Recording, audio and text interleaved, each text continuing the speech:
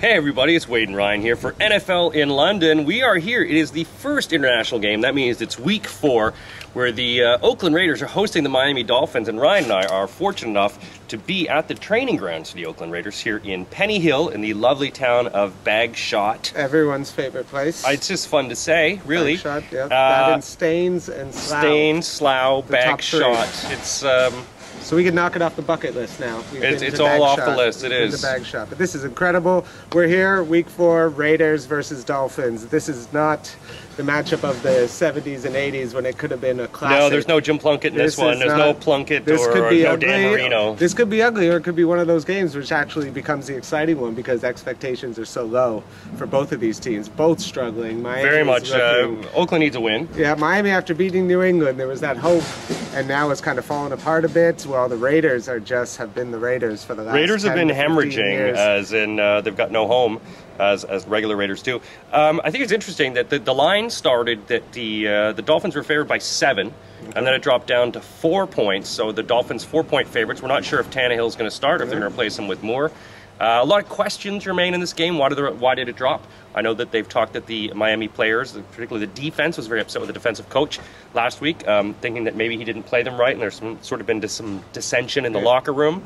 So, I mean, it all depends. How do we see this game going? I think this is going to be a close game. It's not going to be... The Raiders actually did well in New England. Nobody thought they'd keep it close. They came down to the fourth quarter. If it wasn't for that terrible mistake, the Raiders might have actually put this into overtime and possibly even won the game. Defense playing, the front line has been playing very well. The Raiders team that they're stuck with Derek Carr. He's their kind of quarterback of the future. You got to ride him out the rest of the season, take his lumps, just like a lot of teams do. And like Tannehill is another example who's had his year. Now he's going into year 3, and he's starting to struggle, and people are getting less patient with him. So Tannehill could get the old yank. He could. Well, I mean, maybe he's the franchise quarterback, and are you going to keep him on? Are you going to let Moore a chance? I think he's been struggling, so you're going to keep him and maybe see how things go. I think you have to let him, bro. I think Matt Moore has been a quarterback in this NFL long enough, and if he would have won the starting job, he would have done it years ago. I don't think you're going to see a resurgence. We've seen with Josh McCown. That's what everyone thought Josh McCown was going to do. Had that great couple weeks with the Bears, got himself a new contract. Now he might not get his job back.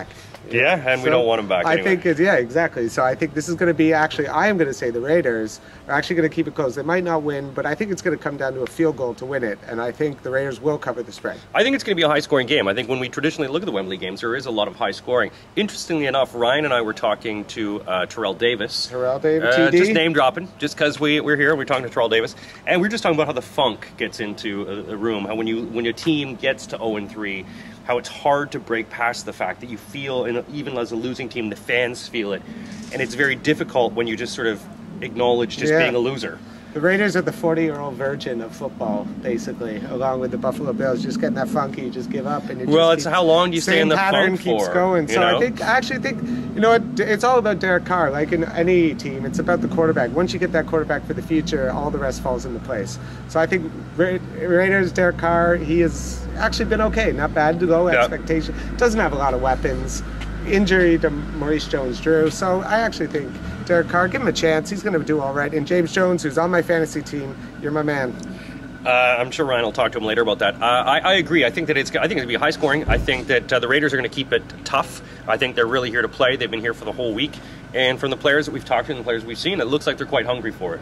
So I agree with Ryan. I think that this is going to be a close game. I still think if it gets close in the fourth quarter, that Miami has the ability to open up a lot more than Oakland has if they want to. And if you want to see the game, come on down to the Hippodrome. That's right. We'll be open 24 hours. The party will go on all night. Any game you want. Come on down. See you at the Hippodrome, and NFL in London. Wade and Ryan out.